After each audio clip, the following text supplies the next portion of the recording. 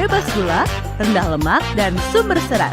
Tropicana Slim Almond Drink. Berita pilihan berikutnya, Saudara. Sawer DJ anggota DPRD minta maaf. Seorang anggota DPRD Kabupaten Lampung Utara Lampung berjoget sambil menyawer uang sekitar 3 juta rupiah di depan seorang DJ di acara khitanan keponakannya. Ia pun meminta maaf.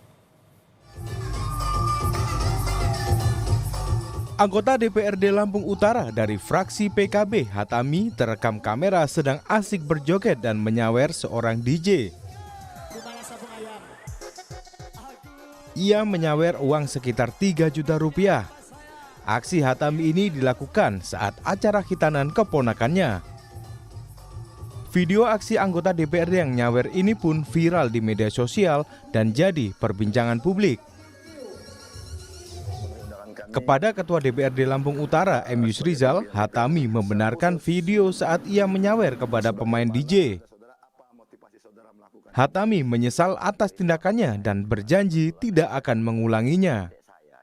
Ia pun lantas meminta maaf kepada masyarakat luas atas kegaduhan yang dibuatnya.